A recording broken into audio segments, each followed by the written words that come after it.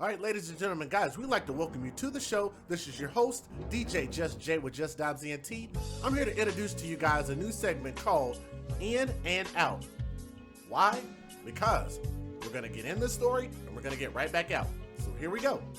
President Donald Trump drew an enthusiastic response from a law and order crowd on Monday, advocating the use of stop-and-frisk policing and saying he has directed the Justice Department to work with local officials in Chicago to stem violence in the nation's third largest city. The crime spree is a terrible blight on that city, he said at a convention of the International Association of Chief of Police. Trump said he had ordered Attorney General Jeff Sessions to immediately go to Chicago to help straighten out the terrible shooting wave. He also encouraged the city to embrace the stop-and-frisk policing method, which large numbers of people are temporarily detained, questioned, and sometimes searched for drugs and weapons. It was used extensively in New York City until it was deemed unconstitutional because of its overwhelming impact on minority residents. Gotta be applied properly, but stop-and-frisk works, Trump said, who had traveled to Orlando with Deputy Attorney General Rod Rosenstein. Chicago police said last week that there have been 102 fewer homicides than nearly 500 fewer shooting victims in the city this year compared with the first 9 months of 2017. The city of Chicago reached an agreement with the American Civil Liberties Union of Illinois in 2015 to curb stop-and-frisk procedures after the ACLU threatened to file a lawsuit over the issue. The ACLU said the police inordinately targeted blacks. A spokesman for Mayor Rahm Emanuel blasted Trump for reviving criticism of the city's homicide rate and the agreement with the ACLU. Even someone as clueless as Donald Trump has to know stop-and-frisk is simply not the solution to crime, Matt McGrath said in an email statement. The ACLU of Illinois' Karen Sheely said Trump's comments were neither accurate nor helpful. The Trump administration has consistently encouraged strong-arm tactics and unconstitutional practices by police, she said, and adding, the solutions to violence in Chicago are not going to come from Donald Trump. Chicago's violent crime has repeatedly drawn national attention, and Trump, as shootings and homicides climb to levels not seen in nearly 2 decades, but the number of homicides has fallen from 771 in 2016 to 650 in 2017, with a further decline expected this year. The number of slayings still exceeds numbers in Los Angeles and New York combined. A report last year by former U.S. Magistrate Judge Arlander Keyes to assess how Chicago was complying with the agreement on stop-and-frisk noted a dramatic decrease in the number of stops since the ACLU lawsuit, but found that officers were still targeting racial minorities. The number of investigatory stops fell from more than 1.3 million in 2014 and 2015 to just over 54,000 in the first 6 months of 2016, the report said. Emanuel, who recently announced he will not seek a third term, has clashed several times with Trump over gun violence. Soon after becoming president, Trump tweeted, "If Chicago doesn't fix the horrible carnage going on, I will send in the feds." Emanuel said he welcomed federal help, but cautioned against the strictly tough and rough approach Trump seemed to advocate. Trump's comments came 3 days after a jury convicted white Chicago police officer Jason Van Dyke, which we just did that story recently, of second-degree murder and in the death of a black teenager, Laquan McDonald.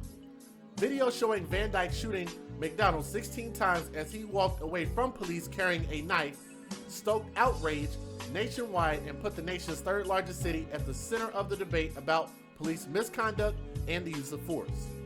Trump in his remarks Monday singled out politicians who have criticized police, often in the wake of shootings of young black men. Politicians who spread dangerous anti-police sentiment make life easier for criminals and more dangerous for law-abiding citizens, he said. Just weeks before midterm elections, Trump accused Democrats of being soft on crime. The Democrats fight us at every turn. Whether it's law enforcement or military, they fight us at every turn and we win, Trump said. And he blamed evil people for nearly sinking his Supreme Court nominee, Brett Kavanaugh's confirmation, saying it was a disgraceful situation. Trump said Kavanaugh would be a faithful defender of the rule of law. Hours before Trump addressed the police chiefs, a handful of protesters outside Orange County Convention Center waved signs reading, "Sexual predators belong in jail, not as president or Supreme Court, and we wish you were fake news." Trump also heralded recent declines in unemployment as a positive step towards lower crime rates. He said he's working hard on the opioid crisis and announced more than $42 million in new grant funding for innovative projects to fight the drug epidemic. The money will fund more than 50 innovative projects through the White House Office of National Drug Control Policy's High-Intensity Drug Trafficking Areas program. So what I'm gonna do is I'm gonna show you guys what his actual video statement was. Personally, I told you guys this was coming, and shout out to Donald Trump. They're not fixing it in Chicago, so let's let the president do his thing. Stop and frisk, whatever you need to do. Let's get it in. Let me show you guys this video, and we're gonna show the fair usage right before we do that. Federal law allows citizens to reproduce, distribute, or exhibit portions of copyrighted motion pictures, videotapes, or video discs under certain circumstances without the authorization of the copyright holder. This is called fair use and is allowed for purposes of criticism, news reporting, teaching, and parody, which doesn't infringe copyright under 17 U.S.C. 107. We understand that reducing crime begins with respecting law enforcement.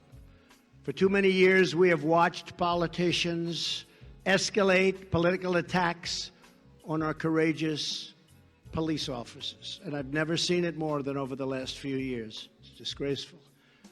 Politicians who spread this dangerous anti-police sentiment make life easier for criminals and more dangerous for law-abiding citizens. And I have directed the Attorney General's office to immediately go to the great city of Chicago to help straighten out the terrible shooting wave. Want to straighten it out fast. There's no reason for what's going on there.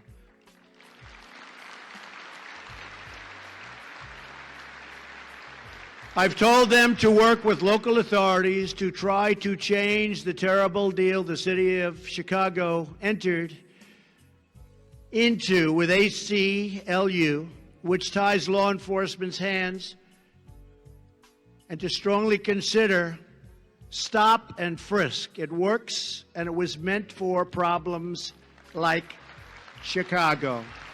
It was meant for it. Stop and frisk. And importantly, we are also making sure you have the equipment you need to do the job. That's why we are allowing local police to access surplus military equipment. And we've been doing this from the very first day of my administration, whereas others didn't want you to have that equipment for very strange reasons.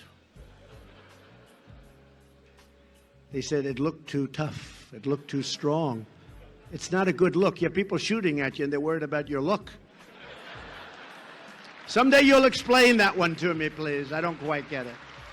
Last week, my administration also provided historic levels of funding to improve school safety.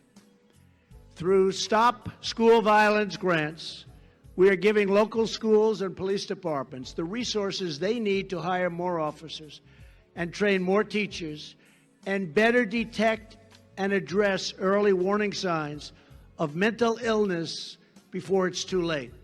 I've made a lot of strides in the last year. Heavy funding, but you've made a lot of strides. All right, again, guys, let me know what you guys think in the comment section at the bottom of the video. This is In and Out. This is your boy DJ Just Jay. We'll see you on the next video. Peace.